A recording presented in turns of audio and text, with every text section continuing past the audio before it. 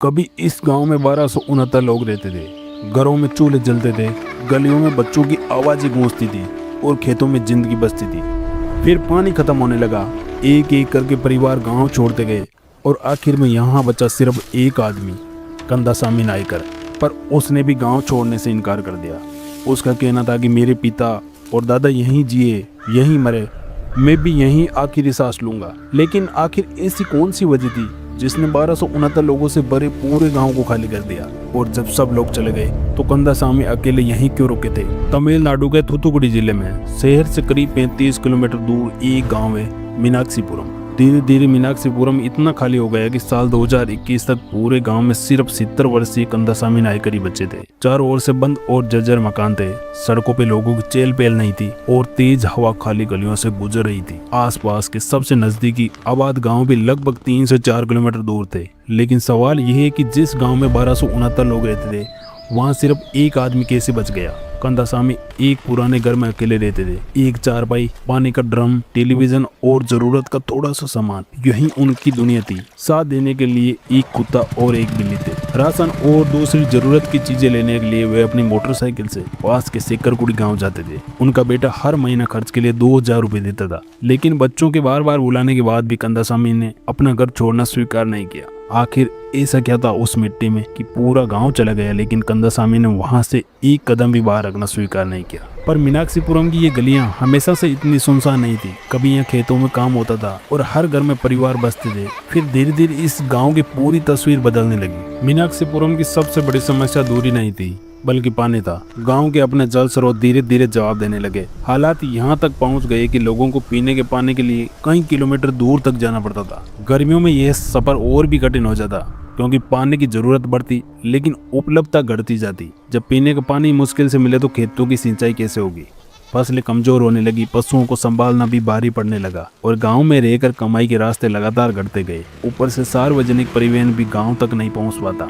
बाहर काम करने वाला व्यक्ति रोज कई किलोमीटर पैदल चलकर मुख्य सड़क तक जाता। अब सवाल सिर्फ सुविधा का नहीं था, जिंदा रहने का था। सबसे पहले युवा बाहर गए, फिर उन्होंने अपने परिवार बुला लिए। एक घर खाली हुआ, फिर दूसरा, और कई वर्षों बाद मीनाक्षीपुरम में रहना मजबूरी से बढ़कर जोखिम बन गया था। लेकिन गांव छोड़ना सबके लिए आसान नहीं था, खासकर उस आदमी के लिए जिसकी पूरी जिंदगी इस मिट्टी में बीती थी। कंदासामी के लिए मीनाक्षीपुरम छोड़ना इसलिए भी आसान नहीं था क्योंकि इसी गांव के एक कमरे में उसकी पत्नी वी लक्ष्मी ने अंतिम सांस ली थी। वे चाहते थे कि उनका जीवन का आखिरी समय उसी घर में बीते, जिस जगह को बाकी लोग खाली मकानों का गांव मानते थे। वहीं कंदासामी के लिए उनकी पत्नी की यादें और बीती हुई पूरी जिंदगी मौजूद थी। कभी उनके पास करीब 5 एकड़ जमीन थी जहां बाजरा और कपास की खेती होती थी। लेकिन पानी की समस्या बढ़ने और खेती का खर्च निकालना मुश्किल होने के बाद वह जमीन उनके हाथ से चली गई। सोचिए, जिस व्यक्ति ने पहले अपनी खेती खोई, फिर पड़ोसियों को जाते देखा और आखिर में जीवन साथी को भी खो दिया, उसके पास बचा ही क्या था? शायद केवल वही घर, वही कमरा और वे यादें जिन्हें छोड़ना कंदासामी के लिए गांव छोड़ने से कहीं ज्यादा कठिन था। मीनाक्षीपुरम पूरी तरह मर नहीं गया था। गांव छोड़ चुके लोगों का रिश्ता अब भी वहां के 2 मंदिरों से जुड़ा हुआ था। खासकर पराशक्ति मरियमन मंदिर का सालाना उत्सव आते ही वहीं सोनी गलियां अचानक फिर लोगों से भर जाती। एक बार इस उत्सव में करीब 65 लोग वापस आ गए। जिस रसोई में कंदासामी आम दिनों में अकेले खाना बनाते थे, उस दिन दर्जनों लोगों के लिए भोजन तैयार हुआ। कुछ ही घंटों के लिए ऐसा लगा मानो पुराना मीनाक्षीपुरम लौट आया हो। लेकिन उत्सव खत्म होते ही सब फिर चले जाते। कंदासामी हर सप्ताह मंदिर में पूजा करते थे और उम्मीद रखते कि शायद एक दिन लोग स्थायी रूप से वापस लौटेंगे। बाद में प्रशासन ने उनके घर तक पानी का कनेक्शन भी पहुंचा दिया था, मगर तब तक ये समस्या सिर्फ पानी की नहीं थी। लोग नई जगहों पर अपनी जिंदगी जमा चुके थे। सवाल ये था कि जिस गांव में लौटने की याद सबके भीतर बची थी, वहां लौटकर रहने का साहस किसी में क्यों नहीं बचा था?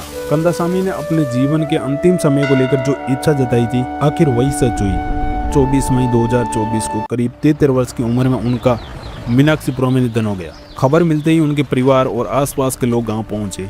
लेकिन इस बार लोगों का लौटना किसी मंदिर उत्सव के लिए नहीं था, वे मीनाक्षीपुरम के आखिरी निवासी को अंतिम विदाई देने आए थे। कंदासामी के जाने के बाद गांव का नाम, उसकी जमीन और दोनों मंदिर तो मौजूद रहे, मगर वहां रोज सुबह उठने वाला, चूल्हा जलाने वाला या रात बिताने वाला कोई इंसान नहीं बचा था। सोचिए, जिस स्थान को सरकारी रिकॉर्ड में अब भी गांव कहता हो, लेकिन जहां स्थायी आबादी एक भी न हो, क्या वह वास्तव में गांव रह जाता है? कंदासामी की मृत्यु के साथ मीनाक्षीपुरम नक्शे से नहीं मिटा था, लेकिन उसकी आबादी शून्य हो गई थी। मीनाक्षीपुरम की कहानी सिर्फ एक बुजुर्ग की जिद की कहानी नहीं थी, यह उस रिश्ते की कहानी थी जो इंसान को अपनी जमीन, अपने पुरखों और अपनी पहचान से बंधे रखता था। भले ही दुनिया आगे बढ़ जाए और वे अकेला पीछे छूट जाए, कंदासामी ने शायद सुविधाओं से ज्यादा अपनी स्मृतियों को चुना, लेकिन उसकी कहानी एक बड़ा सवाल छोड़ जाती है। क्या विकास वही है जिसमें लोग बेहतर जिंदगी पाले, या फिर वह भी अधूरा है जिसमें पूरा गांव अपनी जड़ें खो दे? आपके अनुसार कंदासामी का यह फैसला सही था या उसे अपने परिवार के साथ चले जाना चाहिए था? अपनी राय कमेंट में जरूर बताइए। ऐसी सच्ची और अनसुनी कहानियों के लिए काल दस्तावेज को सब्सक्राइब अवश्य करें।